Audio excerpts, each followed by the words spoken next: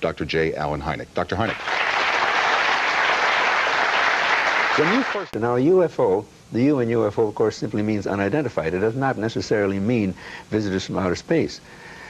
But it must be unidentified not just to the person who is puzzled by it, but it must remain unidentified after considerable study. Then and only then is it a UFO. Timothy Shanks, UFO researcher from San Diego, California. My research indicates to me that UFOs are physical types, there are psychic types, and there are biological types. It's a very serious subject around the world now. Who across the world are studying the UFOs? From the United States, we have Brad Steiger, John Keel. From France, we have, I'm not sure he's from France, Jacques Vallée, Professor Hynek, Brinsley Laporte Trench. I consider the work of the late Dr. Wilhelm Reich to be very important. A man named Meade Lane. One person from religion with a religious background, Gordon Melton, is doing some interesting work. In Europe, they are taking it a lot more seriously than here. The Netherlands, Brazil is also, England is experiencing a lot of sightings. All over the world, yes, Japan is interested. The USSR is very much interested. After hundreds of interviews and thousands of hours in the field working hard at trying to understand this UFO phenomenon, it is my understanding that what some call the Greys, the gray aliens, are our ancestors. They were created before humans were, hence why they are called Greys and we are called human, like the hue of man, unlike our gray predecessors. It is also my understanding that some of the gray aliens possess some form of biocircuitry. Others have postulated that these beings are merely vessels or containers for other forces or energy to inhabit our three-dimensional physical reality. Military abductions of civilians is even becoming more and more prevalent, which adds another layer to the seemingly sinister deception that is occurring with little to no oversight. I believe the black budget programs were initiated after the treaty in order to produce technology that will continue to baffle and confuse the masses. According to some of those I have spoken to within the intelligence community, there's a project in the works that will utilize electromagnetic, acoustic, and optical technologies to bring about an orchestrated extraterrestrial event. Are these spaceships from other worlds?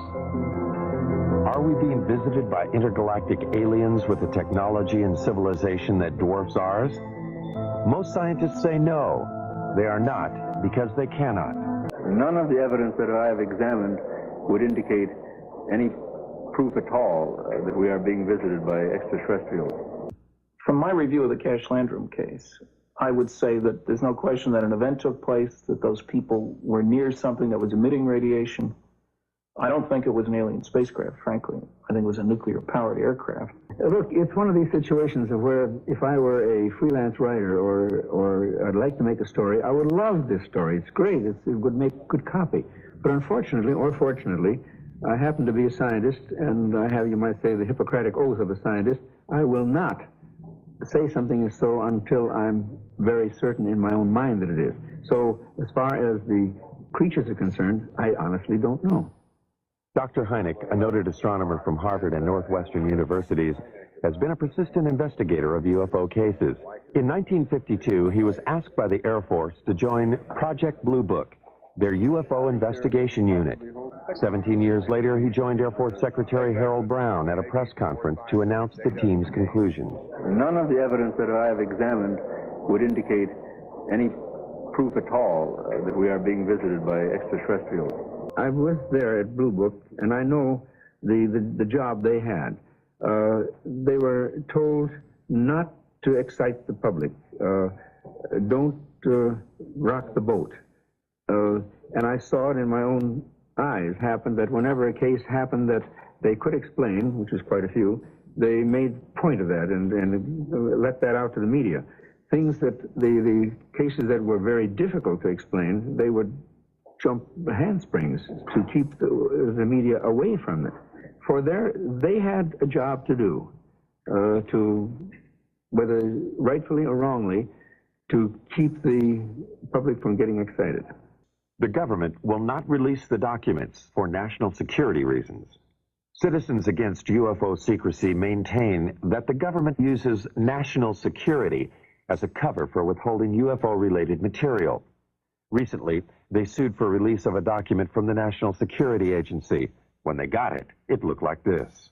When you go through it all, and somebody actually added up the percentage of the paper, more than 3/4 of this document isn't there. It means quite clearly that there is a cover-up.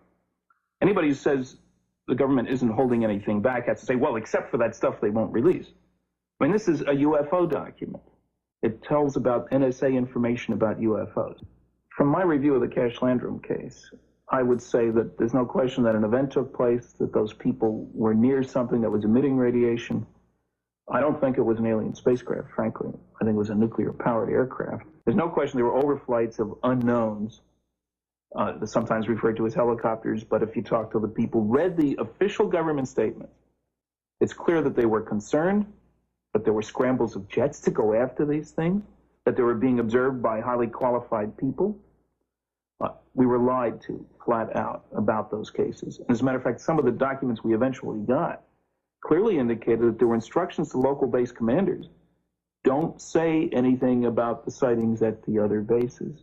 Make it appear to be an isolated instance. Wilbert Smith stated flat out in his top secret memo, and I think it was declassified by mistake, frankly, that this is the most classified subject in the United States, even more so than the H-bomb, and that flat out flying saucers exist.